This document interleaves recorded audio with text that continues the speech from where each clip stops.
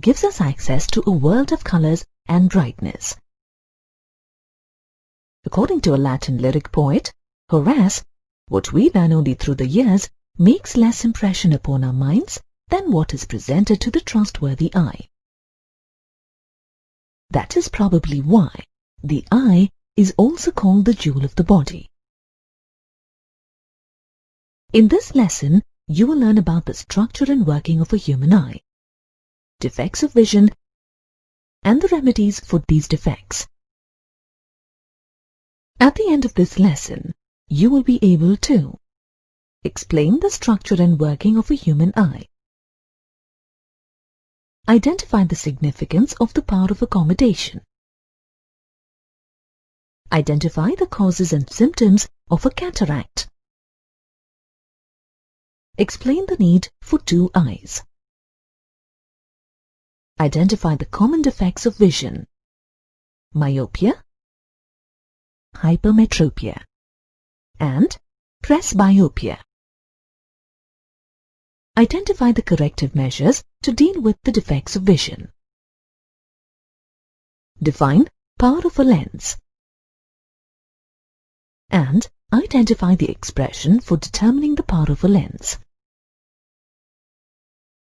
You can identify a flower by smelling and touching it, but you can't identify a color without the sense of vision.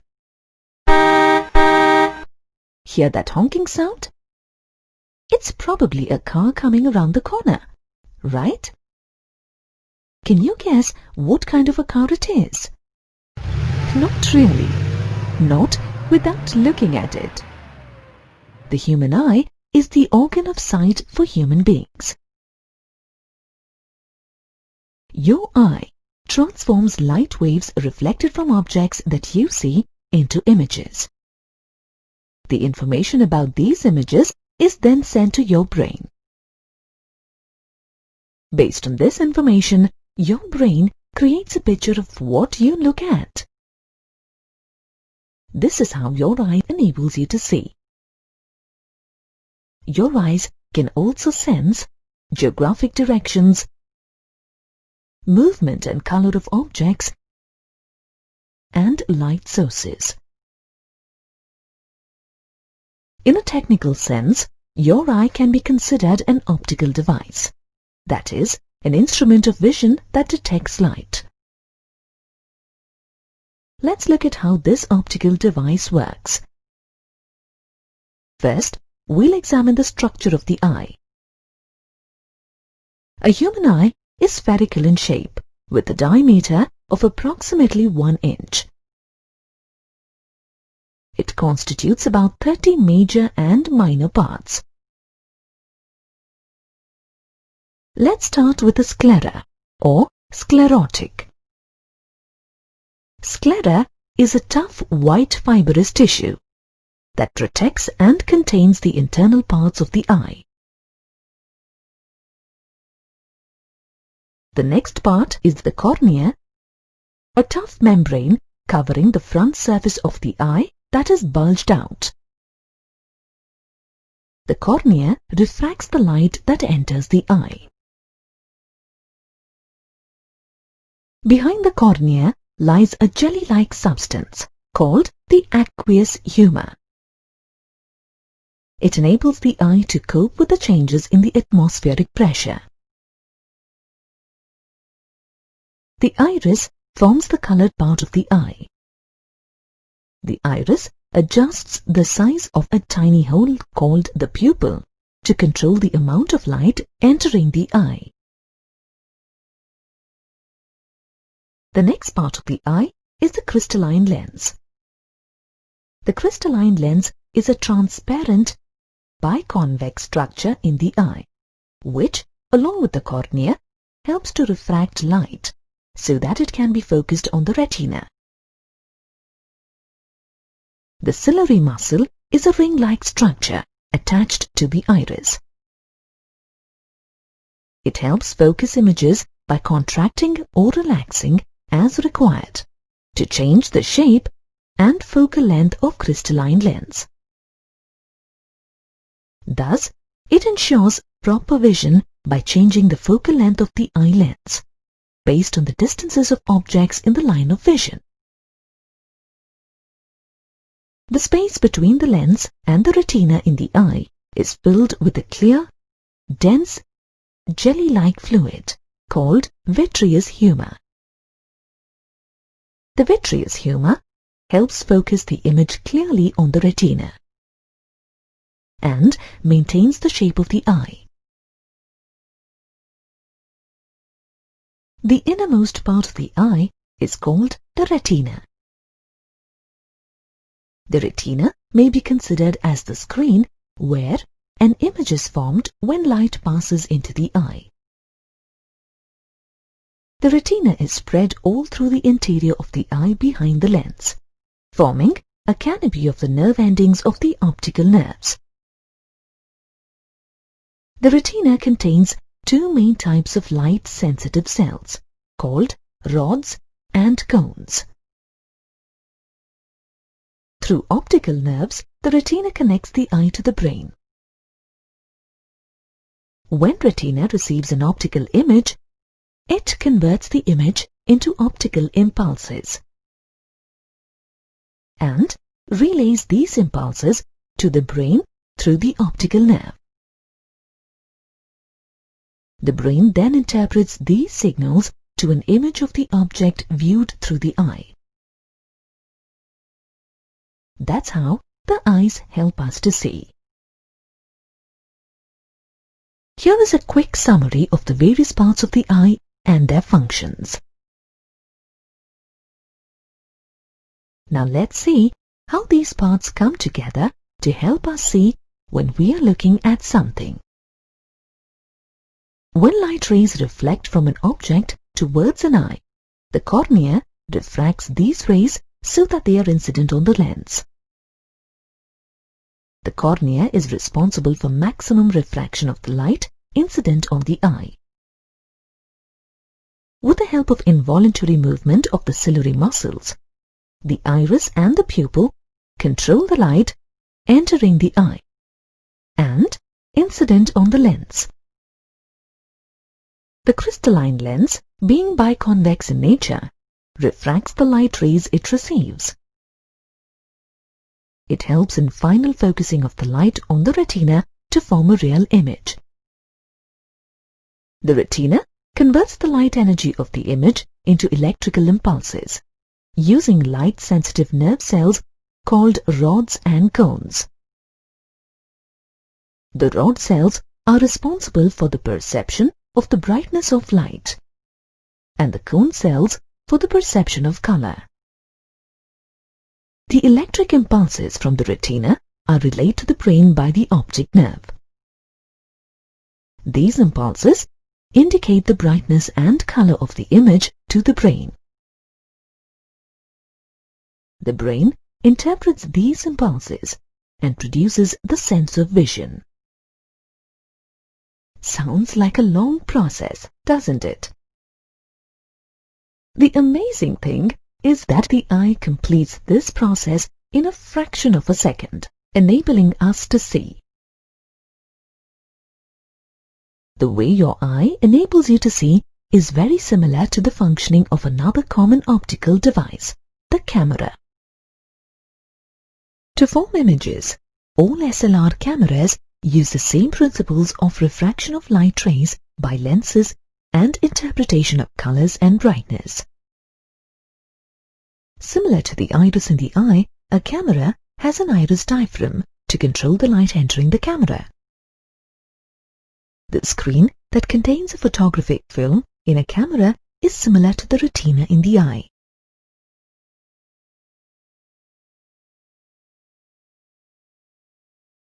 When we use a camera to ensure clarity of images, we adjust the focal length of its lens based on the distance of the object.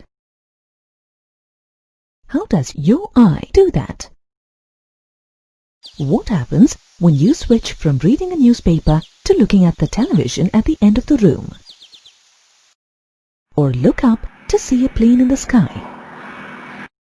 As mentioned earlier, ciliary muscles help obtain the focus of objects located at different distances. Your eye can change the focal length of the lens in a fraction of a second when you look at another object. This ability of the eye to change focus for objects at different distances by altering the curvature of the lens is called accommodation. For an object to be seen clearly, the image must be formed on the retina. The distance between the lens and the retina is fixed. So, how do you think the eye is able to focus on objects at different distances? Remember the relation between the object distance u, image distance v, and focal length f of a lens? Let's refresh your memory. The relation between the object distance u, image distance v, and focal length f is represented by the expression 1 divided by f is equal to 1 divided by v minus 1 divided by u. In this relation, all distances are measured from the center of the lens. Applying this formula for the eye, image distance is the distance between the lens and the retina, which remains constant. The object distance is the distance of the object from the eye lens, which may vary. Therefore, to form a clear image of different objects at different distances from the eye, the focal length of the eye lens has to be changed. And how do we do that? By altering its thickness, of course. For example, to focus on a distant object, the eye needs to increase the focal length of the lens. To do this, the thickness of the lens should be decreased. Conversely, to decrease the focal length, the thickness of the eye lens should be increased. To accomplish this task, ciliary muscles are used. The contraction and relaxation of these muscles helps to alter the curvature of the lens. For instance, let's revisit the scenario when a person switches from reading the paper to looking at the television at the end of the room. As the television set is relatively far from the eye, the light rays from the television are almost parallel and do not require much convergence to be focused on the retina. Hence, the focal length of the crystalline lens needs to be increased to focus on the images on the television. In such situations, the ciliary muscles relax. This decreases the lens thickness, in turn increasing the focal length for clear vision. On the other hand, the light rays from an object located close to the eye, like the newspaper, are divergent and require relatively more convergence. Therefore, to focus on such objects, the focal length of the lens should be decreased. This happens when the lens is comparatively thicker. Therefore, to focus on objects closer to the eye, in this case the newspaper, the ciliary muscles contract. This increases the lens thickness, in turn decreasing the focal length. In this way, accommodation of lens helps us to focus on objects at different distances and see things clearly. So, think about what happens when Jerry switches from looking at the sunset to solving his physics problems. Do you think his ciliary muscles need to work in this scenario? Let's see. Looking at the sunset, Jerry is seeing a distant object. However, when he works on his physics questions, he is looking at his notebook closer to his eyes. The ciliary muscles in his eyes will need to accommodate this change in distance. Long exposure of the eyes to ultraviolet light, effects of diabetes, hypertension, and old age can result in a condition called cataract. People suffering from cataract display a cloudy translucent eye lens. Cataract affects the ability of the eye to accommodate the change of distances. As a cataract matures, the cloudiness on the lens increases. This reduces the amount of light entering the eye, resulting in significant loss of vision, sometimes blindness. An appropriate surgical procedure or laser treatment can rectify a cataract in most cases. So, how far does the power of accommodation of our eyes stretch? Can it accommodate images of objects at just about any distance? Not really. The power of accommodation provided by our eyes does have its limits. We cannot see distinct images of objects that are too far from or too near to our eyes. Far point is the maximum distance from the eye at which the eye can obtain a focused image of an object without straining. Similarly, near point is the minimum distance at which eye can obtain a focused image of an object without straining. This means that to view an object clearly, a minimum distance of the object from the eye should be ensured. This minimum distance required between the object and the eye to view the object comfortably is called the least distance of distinct vision. For a normal healthy eye, the least distance of distinct vision is 25 centimeters. Remember the times when your parents told you not to read in bed, or to keep the book further away from your eyes? Do you understand why now? In order to avoid undue strain on our eyes, we all need to ensure a minimum distance of 25 centimeters between our eye and our books while reading. Considering what a single eye can achieve, don't you wonder why we need two eyes? Wouldn't one eye be enough to see all that we want to? Well, here are some interesting facts about your eyes. The horizontal field of view for a single eye is 150 degrees. To provide a wider field of view, say 180 degrees, you need to see with both your eyes. This happens because each eye receives a different image of an object on its retina. These images are about 2 inches apart.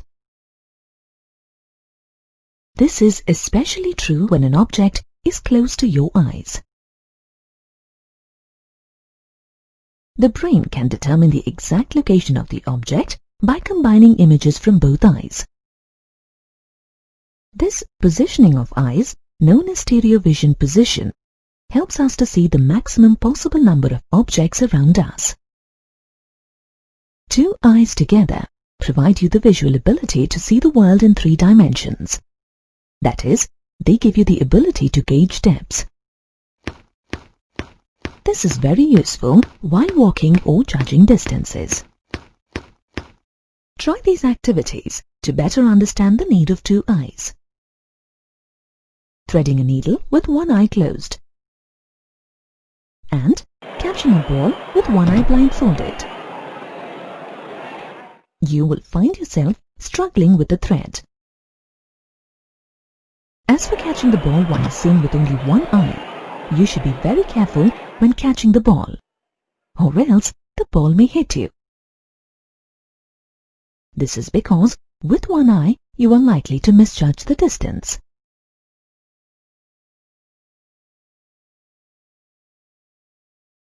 In a defect-free eye, light rays focus exactly on the retina, and the object that reflects the rays is therefore seen clearly. Thus, a defect-free eye provides sharply focused vision at all possible distances.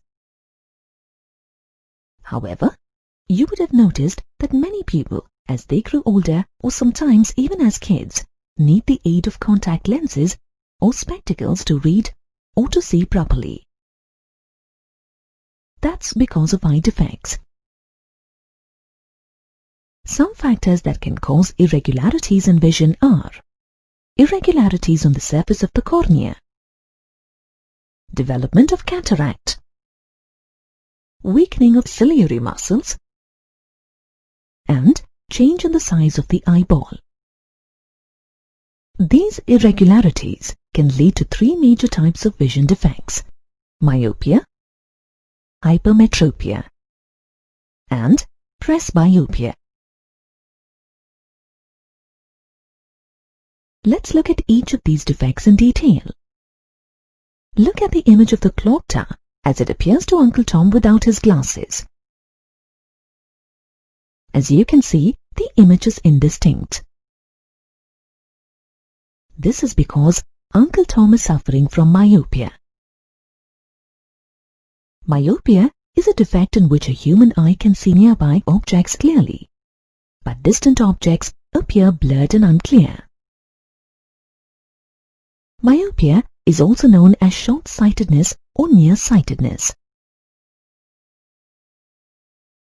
Myopia occurs when the converging power of the eye lens is higher than normal.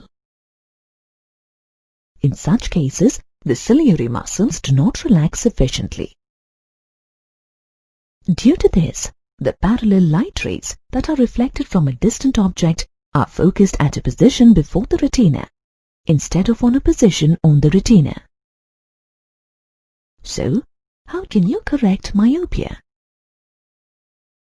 Myopia can be corrected by placing a suitable concave lens in the line of sight. When this is done, the parallel beam of light reflected from a distant object is first diverged by the concave lens, and then converged by the eye lens to focus on the surface of the retina. The higher the power of the lens required, the heavier is the lens, and the thicker is the edge of the lens. The rectification lens for myopia is also referred to as the diverging lens, as it serves to correct the defect by diverging the incident light beam. Here is Mr. Smith enjoying a leisurely evening. He is able to see the tree across the road clearly. However, when he opens the newspaper, the newsprint appears blurred to him. Why does the newsprint appear blurred to Mr. Smith even though he can view the tree across the road clearly? Because his eyes are suffering from hypermetropia. Hypermetropia is a defect of vision in which a human eye has problems seeing objects located nearby clearly. However, an eye that has hypermetropia can see distant objects clearly. This condition is also known as long-sightedness or far-sightedness. Hypermetropia occurs when the converging power of the eye lens is less than normal. This happens because the ciliary muscles become weak and are unable to alter the lens size as required. Due to this, the parallel light rays that are reflected from any objects located nearby are focused at a position behind the retina instead of on the retina. So what's the solution for this condition? Like myopia, hypermetropia can be corrected by placing a suitable lens in the line of sight. However, in this case, you'd use a convex lens instead of a concave lens. When this is done, the parallel beam of light reflected from a nearby object is first converged by the convex lens, and then by the eye lens to focus on the surface of the retina. The higher the power of the lens required, the thicker the center of the lens, and therefore the heavier the lens. The rectification lens for hypermetropia is also referred to as the converging lens, as it converges the beam of light incident on it.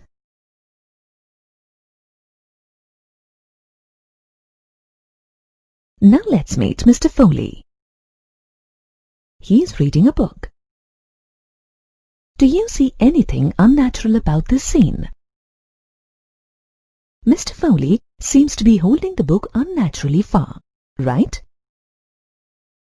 This could be because he is suffering from presbyopia. Presbyopia is a condition in which the crystalline lens of an eye loses its flexibility. Persons suffering from presbyopia are unable to read or see clearly, even at the least distance of distinct vision, which is 25 cm. Presbyopia occurs in old age, when the ciliary muscles lose the elasticity required to change the focus of an enlarged eye lens. Loss of flexibility makes it difficult for the eye to focus properly. That is, the accommodation of the normal eye is no longer applicable. This condition is a combination of myopia and hypermetropia. To correct presbyopia, a bifocal lens is used. In a bifocal lens, the upper part is a concave lens to correct myopia, and the lower part is a convex lens to correct hypermetropia. Other corrective measures for presbyopia include reading glasses, trifocals, or contact lenses. The corrective measures are chosen depending on whether any other eye defects are observed. As we mentioned earlier, defects of vision can be corrected using proper converging or diverging lens or a bifocal. So, exactly how thin or thick does a lens need to be? This depends on the power of the lens required, that is, the converging or diverging capacity required. The converging or diverging capacity depends on its focal length. For a higher converging or diverging capacity, we need lenses of a greater thickness, and hence a smaller focal length. Similarly, a thin convex lens has a larger focal length, and hence its convergence is lower. Thus, the converging capacity of a convex lens and its focal length are inversely related. Numerically, the power of a lens is the reciprocal of its focal length expressed in meter. The SI unit of power of a lens is diopter and is denoted by D. Usually, the focal length of a convex lens is considered positive. Hence, its power is also positive. Similarly, the focal length of a concave lens is considered negative. Hence, its power is negative as well. Therefore, individuals suffering from hypermetropia use spectacles with positive power lenses. Similarly, those suffering from myopia use negative power lenses to correct their vision. We can determine the focal length of the corrective lens for myopia or hypermetropia using the lens formula 1 divided by F equals 1 divided by V minus 1 divided by U. The power of the corrective lens is the reciprocal of its focal length, expressed in meters. The SI unit of power of a lens is diopter and is denoted by D. For example, if the focal length of a corrective convex lens is 80 cm or 0.8 meter, its power is equal to the reciprocal of 0.8, which is 1.25 diopter.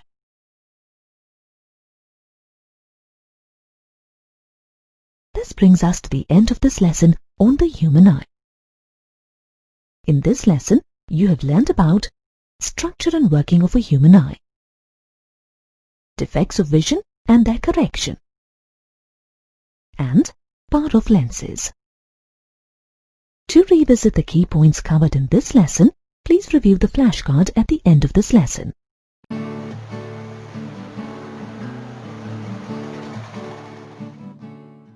Hey, look, a rainbow. Yes, it's very beautiful. In fact, the legends of many cultures see the rainbow as a kind of bridge between heaven and earth. Really? Well, that's an interesting idea. But science has figured out the secret of rainbows. I can reproduce a rainbow for you using a triangular prism. Oh, how does that happen? Well, the same phenomenon takes place in both cases. Refraction of light. In this lesson, you will learn about dispersion and scattering of light. At the end of this lesson, you will be able to identify the general terms associated with a triangular glass prism, demonstrate refraction of light through a triangular glass prism, demonstrate the dispersion of white light by a glass prism, explain atmospheric refraction through twinkling of stars, apparent sunrise and sunset, explain through the concept of the scattering of light, the Tyndall effect, and reddening of the sun at sunrise and sunset. You said you could show me a rainbow through a prism. What exactly is a prism? Is a triangular glass prism a special kind of a prism? A triangular glass prism, to be specific, is a piece of glass that has 2 triangular and 3 rectangular faces. You may have studied how light refracts through a glass slab. You can think of a prism as a triangular piece of glass carved from a white-bottom glass slab. Let's see how light refracts when the glass slab is converted to a prism. Consider ABCD, the cross-section of a glass slab of a certain thickness. A ray of light is incident on the face of the slab, represented by AB. This incident ray refracts through the path shown. After refraction through the 2 surfaces, the ray emerges from the face of the slab represented by DC. The surfaces of the slab represented by AB and CD are parallel. Hence, the emergent ray is parallel to the incident ray. We truncate the surface of the slab represented by CD, so that the cross-section now forms a trapezium as shown. As you can see, now the emergent ray is not parallel to the incident ray anymore. As we continue truncating the slab, the direction of the emergent ray keeps changing as shown. Finally, we get a shape with 3 rectangular surfaces and 2 triangular faces. We refer to this as a triangular prism. Wow! I can see how the emergent ray is emerging at a different angle altogether now. Yes, the shape of the prism impacts the way the incident ray refracts. The formation of a rainbow is a combined effect of refraction and another phenomenon called dispersion. Let's begin with refraction and review the general terms associated with a triangular glass prism. The rectangular faces in a triangular glass prism are known as refracting surfaces. The line along which the 2 refracting surfaces meet is known as the refracting edge of the prism. The angle between the 2 refracting surfaces, denoted by the capital letter A, is called the angle of the prism or the refracting angle.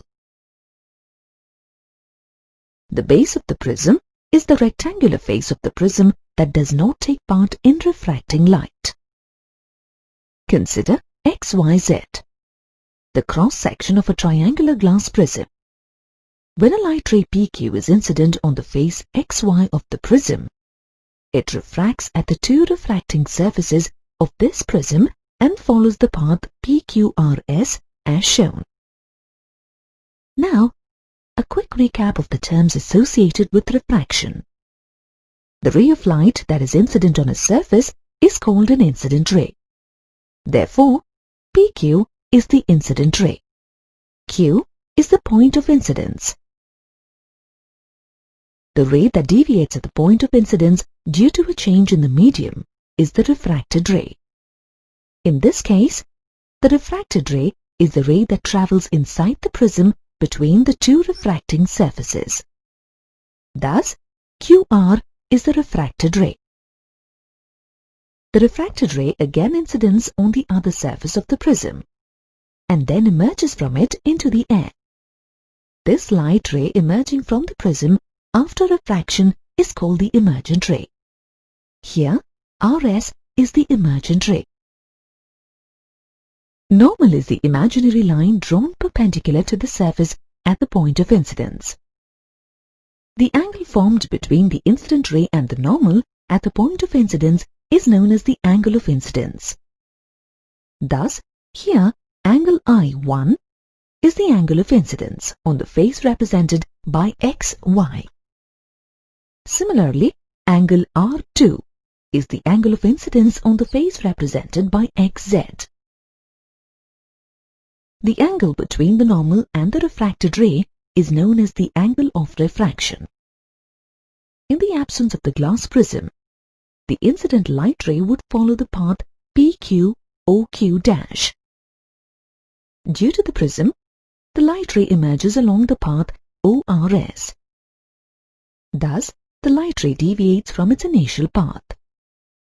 The angle between the directions of the incident ray and that of the emergent ray is called the angle of deviation and is represented by Greek letter delta or theta d or the English letter d. Here, angle Q-OR is the angle of deviation. When the light ray PQ incidents at Q on the face XY of the cross-section XYZ of the prism, it refracts and propagates forward inside the prism. As the light ray passes from a rarer medium, which is air, to a denser medium, which is glass, it bends towards the normal. When this refracted ray incidents on the other face of the prism XZ at R, it refracts again and becomes the emergent ray RS. Here, the light ray refracts from a denser medium, which is glass, to a rarer medium, which is air. Hence, the light ray bends away from the normal. Thus, a light ray refracts twice as it propagates through a triangular glass prism. The emergent ray always propagates towards the base of the prism.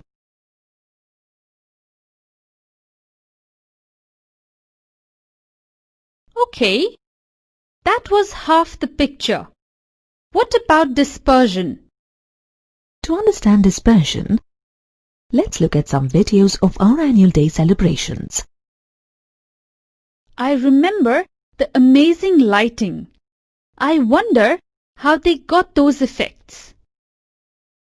Actually, prisms were used for those effects as well.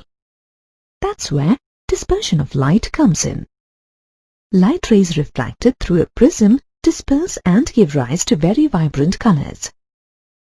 Where do these colors come from? You'd be surprised to know that these are all constituents of white light. When a white light ray passes through a prism, it refracts and splits into its constituent colors in the process of refracting through the prism. The splitting of white light into its constituent colors is called dispersion of light. This is how you get the rainbow effect through the prism as well. Light disperses and creates a rainbow effect when it propagates and refracts in a prism. Let's conduct an experiment to see how we can create this rainbow effect through a prism. For this experiment, we take a prism on a horizontal surface as shown. On one side of the prism, we place a source of white light. Between the light source and the prism, we place a cardboard having a pinhole. This helps introducing a very narrow light beam through it, similar to that of a ray. Finally, on the other side of the prism, we place a white paper as shown to catch the dispersed emergent beams. This white paper acts as a screen. Can you see that strip of colors? Let's check out the order in which these colors appear from bottom to top. First is violet. Second is indigo. Next is blue. Then green, yellow, orange, and lastly red. The same colors as that in a rainbow, right? Yes, I see what you mean by creating a rainbow through a prism now. To Iranian Muslims, even the brilliance of the colors in a rainbow is significant. For example, prominent green means abundance, red means war, and yellow brings death. Note, the order of colors in a rainbow is popularly identified using the acronym VIBGR, each letter standing for a color in order. The same order of colors is visible in a rainbow. But a rainbow has bands of colors. Ah, don't worry. We can create bands too. Suppose you replace the cardboard having a small pinhole with the cardboard having a horizontal slit, that is, an extended light source. The vertical strip of colors you just saw expands to bring out bands of colors similar to a rainbow. There! Doesn't that look like a tiny rainbow? So, it does. Auditorium stages are also fitted with hidden rotating prisms that give exciting visual effects to support the performances on the stage. In stage lighting, several light beams are passed through rotating prisms to create spectacular effects. But why do these colors get separated when passed through the prism? When white light propagates through a prism, it refracts at an angle. However, the angle of refraction of each of constituent colors of light varies a little. This is because the frequency and hence the wavelength of each of the constituent colors of white light is different. This leads to a difference in the refractive index of the glass for each of the colors. The difference in refractive index leads to different angles of deviation for each of the colors when light is passed through the prism. This is how we obtain a band of different colors on the screen.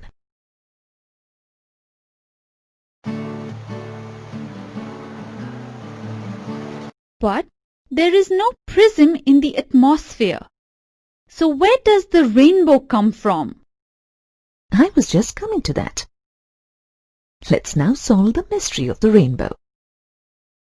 As it happens, we do have something like prisms in nature. On a sunny day, when the rainfall has just stopped, some raindrops remain suspended in the air.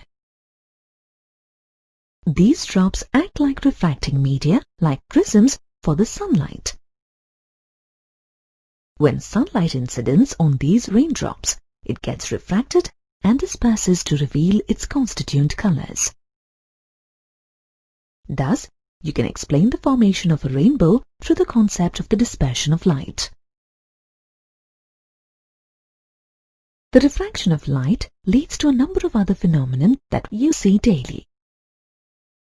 Remember the rhyme about the twinkling stars from your childhood?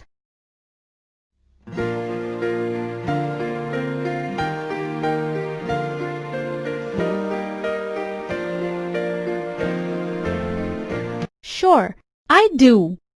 Well, why do you think stars twinkle? I'm not sure. I never really thought about it. Is refraction associated with twinkling of stars? Definitely. The twinkling of stars can be explained through atmospheric refraction. Atmospheric refraction refers to the apparent random wavering or flickering of objects due to inconsistency in the physical conditions of the refracting media, such as air. In fact, atmospheric refraction can explain twinkling of stars as well as apparent sunrise and sunset. Let's first look at the twinkling of stars. Since our atmosphere is heterogeneous, that is, made up of many layers of various densities, the light reaching us from the sun or stars is refracted multiple times. As it crosses each medium, it refracts. Since these media or the layers of air are constantly moving, the angle of refraction of light is changing continuously. Therefore, we see the light from the stars flicker. In scientific terms, we refer to the twinkling of stars as astronomical scintillation. That's very interesting. And what were you saying about apparent sunrise and sunset? Well, not many of us realize this, but the fact is, we see the sun rise before the sun actually rises above the horizon. So, when we see the first rays of sunlight, we are actually witnessing an apparent sunrise. This happens because atmospheric refraction causes astronomical objects to appear higher in the sky than they really are. Similarly, sunset occurs shortly after the sun crosses the horizon. How does this really happen? When the sun is just below the horizon, its rays enter Earth's atmosphere and are refracted towards the Earth. The refracted rays reach us, making it appear as if the sun has already risen above the horizon. This is the apparent sunrise. The actual sunrise occurs when the sun actually crosses the horizon. Conversely, the apparent sunset occurs slightly later than the actual sunset. Since the light from the sun is already below the horizon, it refracts through the atmosphere, enabling us to see the apparent sunset even after the sun has already set. Now, another question for you. Can you tell me why the sky appears blue in color? Well, that is the natural color of the sky, I guess. If the natural color of sky is blue, then why does it appear red during sunrise and sunset? I'm not sure. What's the reason behind it? Is it due to refraction of light as well? Not quite. It's the result of scattering of light. Scattering of light is the deviation of light rays from its straight path. Almost all objects scatter light. That is, they reflect light rays incident on them. But some objects scatter light of some specific wavelengths, like the white ray of sunlight from the ventilator of your classroom or the golden hue in the forests. Light travels in a straight line as long as no object or particle obstructs its path. However, most media are heterogeneous, like our atmosphere, which is a mixture of gas molecules and other dust particles surrounding the Earth. And as light propagates through the atmosphere, it travels in a straight path until it is obstructed by bits of dust or gas molecules, right?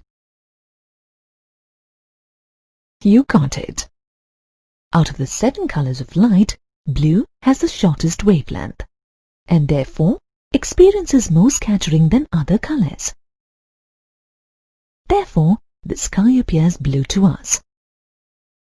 Very interesting. Are there other examples that show the scattering of light? Sure. Scattering of light gives rise to many amazing and spectacular phenomena such as Tyndall effect, reddening of the sun at sunrise and sunset. What is the Tyndall effect? The Tyndall effect is the scattering of light by colloidal particles. Observe this narrow beam of light when I pass it through this colloidal solution. Wow! I can see the beam of light passing right through the solution. Yes, that is the effect of the scattering of light. When the beam of light is scattered by the colloidal particles in the solution, its path is illuminated. This phenomenon of the scattering of light is called the Tyndall effect. The illuminated path of the beam is called the Tyndall beam. Is it only in colloidal solutions that we see the Tyndall effect? No. You can observe the same even in air laden with dust particles, like in a dusty room. The Tyndall effect can also be observed when a fine beam of light enters a room through a small hole, such as an aperture in a ventilator. This happens due to the scattering of light by particles of dust and smoke in the air. Similarly, when sunlight passes through the canopy of trees in a forest, you can see the Tyndall effect at work again. The mist in the forest contains tiny droplets of water which act as particles of colloid dispersed in air. In fact, here's an interesting incident related to the Tyndall effect. London, in the summer of 1815, frequently saw prolonged and brilliantly coloured sunsets and twilights.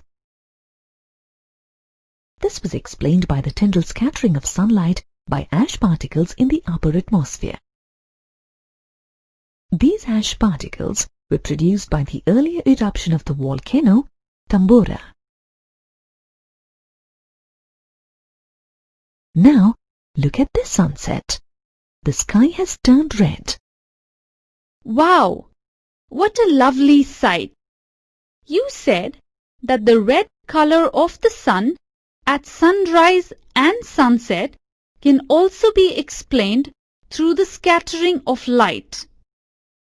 Yes, let me explain.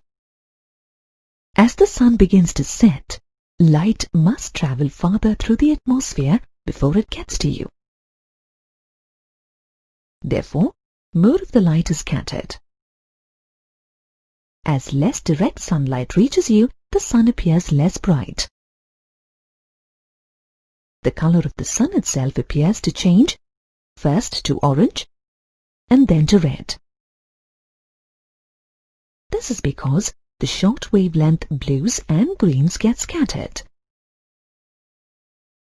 Only the longer wavelengths are left in the direct light beam, which is what reaches your eyes. Therefore, you see longer wavelengths and the sky appears red, pink, or orange. Can you recall any application which you can relate to the scattering of light? I think I've heard about the red color used in danger signals, but don't know whether it relates to the scattering of light. Actually, that's a very good example. Red has a longer wavelength, and hence it is least scattered in any type of the atmospheric conditions. Due to this, the signal appears without change in color for longer distances. Therefore, it is effective to indicate the danger signal universally. This brings us to the end of this lesson on dispersion and the scattering of light. In this lesson, you have learned about refraction and dispersion of light through a triangular glass prism, formation of a rainbow, atmospheric refraction, and the scattering of light. To revisit the key points covered in this lesson, please review the flashcard at the end of this lesson.